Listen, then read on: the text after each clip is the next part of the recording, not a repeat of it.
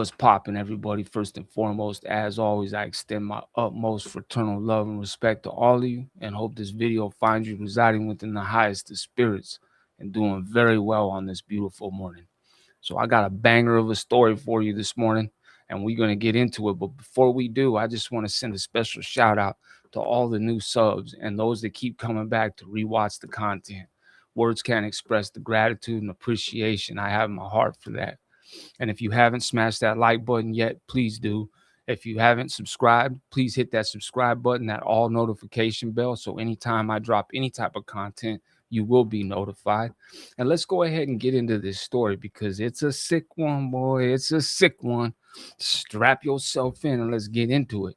So this is one of them stories where I didn't do it. I don't know who did it, shit, but it happened. So we're gonna talk about it. And if you can read in between the lines, and you already know.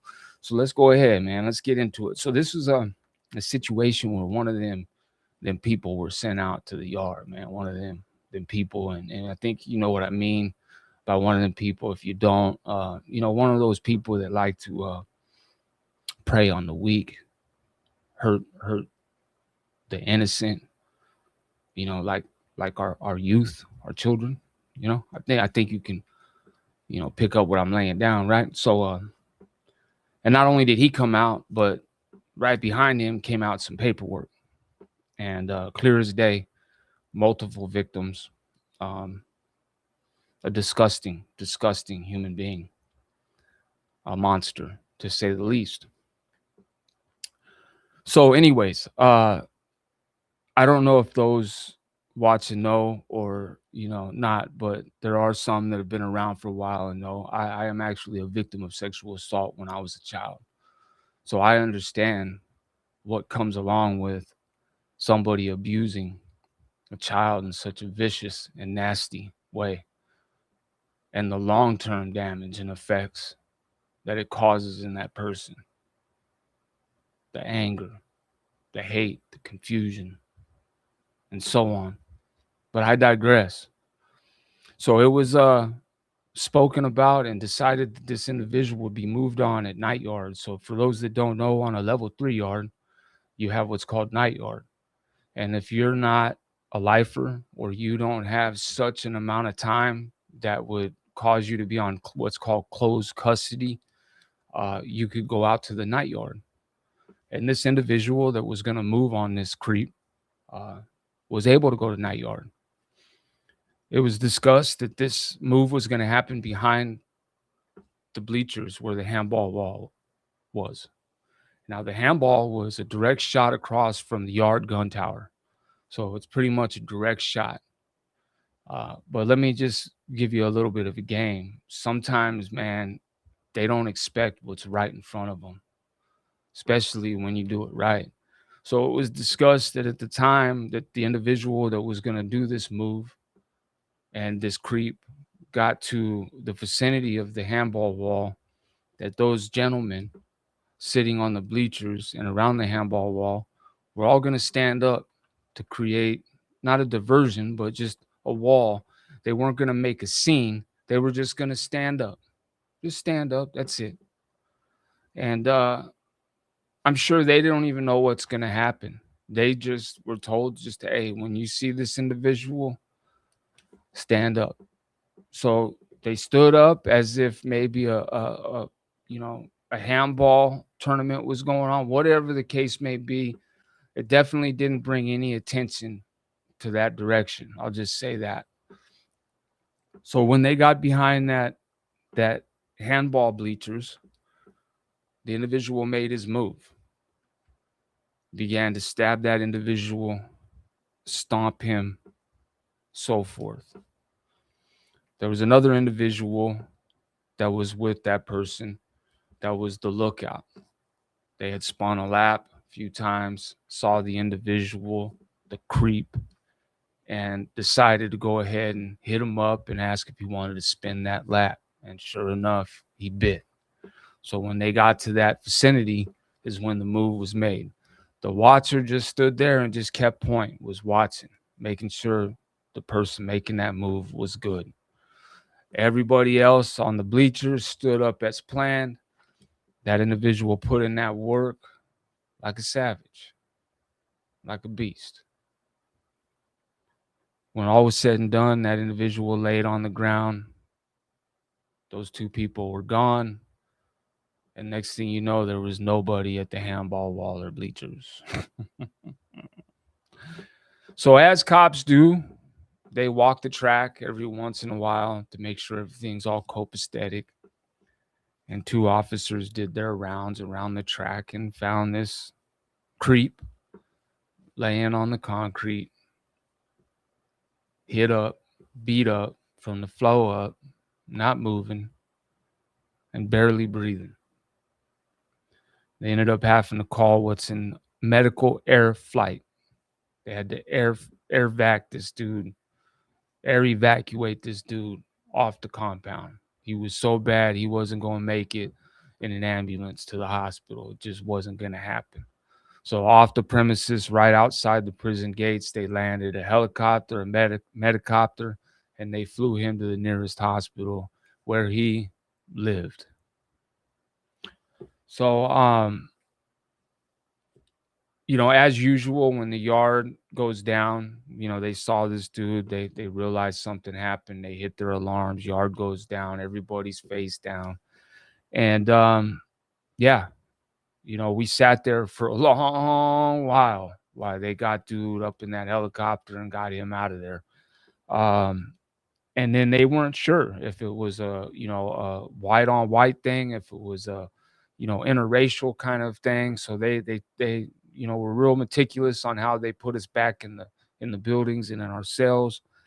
And then they realized that it was a white on white move. And next day, resume program, normal program.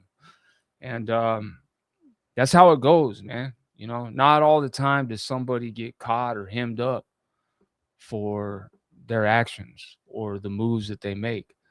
Actually, there's a lot of times people get away with it. It just depends, on how things are done. And, if there's people on the yard that have the ability to make things happen, and to get other people involved so, you can get away with things. Again, this wasn't me. I'm just saying. I don't know who did this, but it happened, and I really think it's a telltale story. It should be heard. Um, it was a sick move.